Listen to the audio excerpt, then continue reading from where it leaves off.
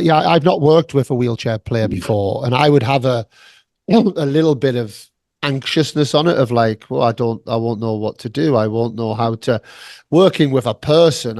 Coaching a person, I would Yeah, feel comfortable in, but yeah. like you say, the biomechanics, Hmm. the whole different side and aspect to it. So, can you explain maybe some of the basic differences Yeah. that from able-bodied to wheelchair from a coaching perspective?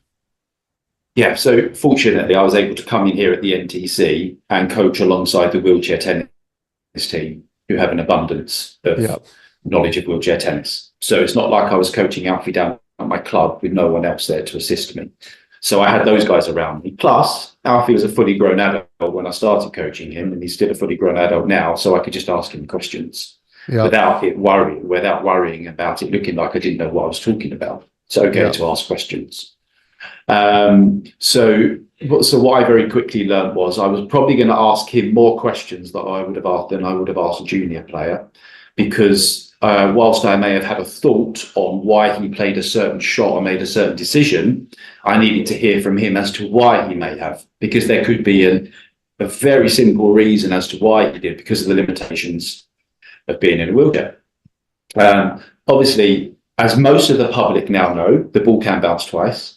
I mean, I remember sitting there particularly for those first year of going to the Grand Slams, and in the first 2 or 3 points, someone let the ball bounce twice, and the crowd are clapping, the ones who didn't know, and then the players are having to play on, and then you see someone lean in and go to them, by the way, it can bounce twice, and then they, and then it, it doesn't happen.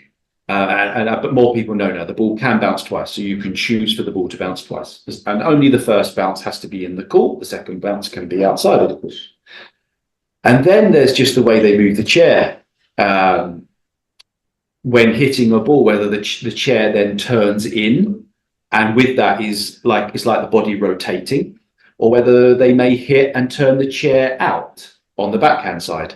But quite often they'll be using the chair to help with the rotation. It'll be the same as the shoulders. And whilst Alfie's, shoulders can get angles of separation, if we're going to get a bit more detailed, against the chair and his hips, you also will use the chair to create momentum on the yeah, shot. So it will be the movement into a ball, how the chair moves as a result of hitting the shot. But for me, one of the biggest questions I would be asking him about was the choice between going into the space and back behind. mm, And whilst we'll be coaching an able-bodied player, and but be more than happy to talk about the differences as when they might want to go into the space or when they might go back behind, depending on the speed of the court, the movement of the opponent, the game style of the opponent. Actually, with the wheelchair tennis, that was a question I asked a lot more of. And going back behind, as you can imagine, it's pretty tough to turn a chair yeah, quickly.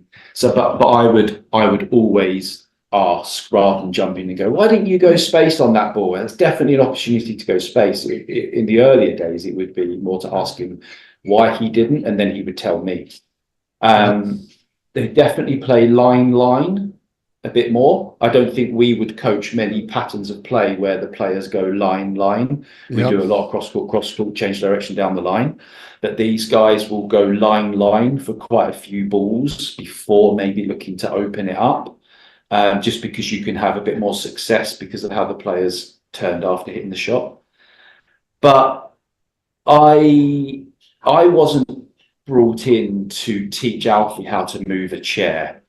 yes, That had been done by some good coaches over the years who had really helped him with the movement of the chair.